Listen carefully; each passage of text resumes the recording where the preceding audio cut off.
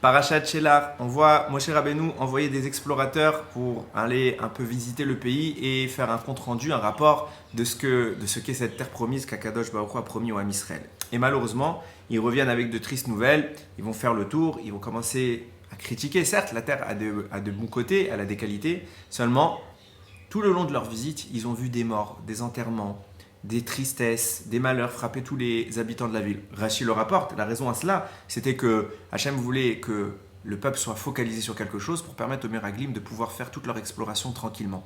Seulement, c'est vrai que ce n'est pas la première fois que quelqu'un arrive avec beaucoup d'enthousiasme en Eretz Israël et il découvre Eretz Israël avec beaucoup de tristesse. C'est qui le premier de l'histoire? C'est pas nouveau, c'est Abraham. Abraham, on lui promet une terre, quitte toute ta famille, toute ta ville, toute ta grandeur, va dans la terre promise. Il arrive, il voit une terre, il y a la famine.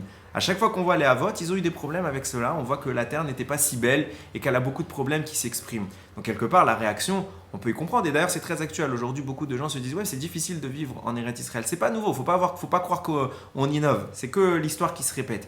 Qu'est-ce qui se passe? Moshe envoie des Meraglim et on les comprend finalement. Ils sont déçus. Comment ça se fait que quand ils arrivent, finalement, la terre, elle n'est pas accueillante? Alors que plus tard, quand les Béni Israël vont rentrer avec l'époque de Yeshua, on ne voit pas que la terre était différente, elle était très bien, ils étaient très contents, personne ne s'est plaint du pays, tout allait bien. Pourquoi au moment le plus important, finalement tout foire? L'idée elle est très simple. Chachamim disent Yerushalayim abenuya kiir shechubera la yardav. Ça c'est le Teilim, la Gemara l'analyse. Qu'est-ce qui se passe? Yerushalayim reconstruite sera comme la ville qui lui est jumelée. La Gemara pose la question quoi? Jumelée. Il y a un Yerushalayim qui est jumelé à une autre ville, il y a un deuxième Yerushalayim. Réponse oui. Kan Yerushalayim shel Mala, kan Yerushalayim shel Mata. On parle du Yerushalayim d'en haut et du Yerushalayim d'en bas. Il y a un Yerushalayim céleste qui trouve une harmonie avec le Jérusalem terrestre. Vient le Sfat Emet et il élargit la notion à tout Eretz Israël. Eretz Israël est une terre qui vient du ciel, elle n'est pas sur terre. Quand les Bnei Israël arrivent, les explorateurs, même Abraham, ils parcourent tout le pays, ce qu'ils voient, c'est Eretz Kenaan. C'est pas Eretz Israël. Pourquoi? Parce que c'est un pays matériel. Et Eretz Israël n'a rien de matériel. Eretz Israël, c'est une terre spirituelle. Et il faut mériter son acquisition. On voit bien, Yaakov Avinu, au moment où il y a la famine, lui, il n'est pas, Rachid le montre clairement, Yaakov n'est pas atteint par la famine. Il fait semblant d'être atteint pour pas que les gens le voient. Pourquoi? Parce que Yaakov est parvenu à faire descendre Yerushalayim et Eretz Israël sur la terre de Canaan. Là où Yaakov plante ses pieds, c'est Eretz Israël. La terre d'Israël, elle commence à vivre un changement en fonction du peuple d'Israël. D'où vient le mot Israël? C'est non Israël. Quand Israël est sur cette terre, alors c'est Israël. Quand Israël n'est pas sur cette terre, c'est Canaan. Et on voit bien avant qu'on récupère Eretz Israël, le pays était dévasté, c'était un pays aride, il n'y avait rien dans ce pays. Sont venus les Israël, d'un coup, la terre s'est mise à fleurir, il s'est passé quelque chose d'extraordinaire. On a fait descendre une notion spirituelle qui est venue s'imprégner, s'impacter dans une notion matérielle. Canaan a disparu, Canaan veut dire la soumission, c'est une terre aride, c'est une terre faible, et en effet les Bnei Israël, Abraham, lorsqu'ils y arrivent, ils y trouvent la famine, ils y trouvent des catastrophes. Par contre, quand le Ham Israël commence à fouler le sol de cette terre, subitement elle se spiritualise et quelque chose de nouveau apparaît. Une nouvelle terre, une nouvelle Gdusha. Et c'est pour ça que la première fois que les Meraglim arrivent, le pays est désastreux.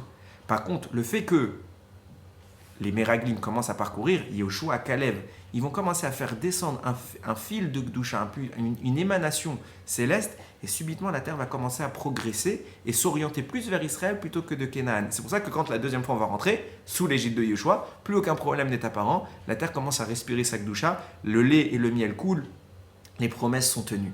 D'ailleurs, ce qui a Rami me rapporte, une des raisons qui a poussé les Meraglim à vouloir critiquer cette terre, c'est justement cet aspect rouhani. Ils avaient très peur de ne pas trouver la spiritualité qu'ils connaissaient dans le désert. Mettez-vous à leur place. Ils sont nourris, la manne est là, il y a le puits de Myriam, ils sont logés, ils sont accompagnés par Hachem, et ils ont le plus grand des maîtres de l'histoire, Moshe Rabbeinu. Qui mieux qu'eux? En entrant en Israël, ils vont devoir subitement se mettre à travailler, à cultiver, à labourer les champs. Combien de temps ils vont trouver pour la Torah?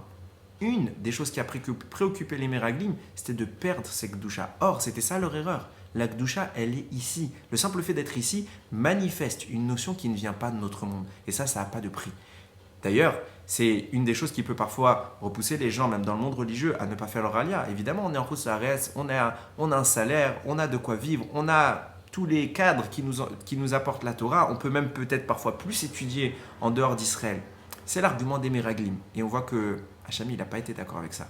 Il a dit, si vous pensez comme ça, alors je veux même plus de vous en Eretz Israël, et ils sont tous morts dans le désert.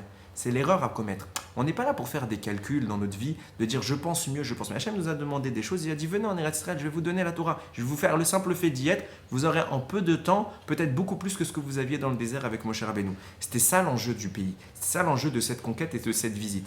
Faire changer le pays, transformer cette dimension matérielle vers une notion qui est beaucoup plus puissante, beaucoup plus proche d'Akadosh Baruch Hu. Le simple fait d'être dans ce pays où vraiment coule le lait et le miel, c'est la bénédiction d'Akadosh Baruch Hu. Et c'est là que la vraie Torah se trouve.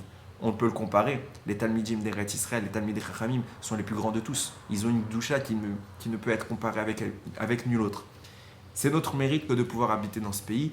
Yératson qu'on puisse toujours effectuer cette Torah au sens premier. Pas comme nous voudrions qu'elle soit, mais comme Akadosh Baruch Hu nous l'a demandé de la pratiquer. Chez nous, dans notre pays, pas dans un pays qui est sur ce monde, c'est un pays qui vient d'un autre monde. Baruch Adonai Leolam, Amen ve Amen.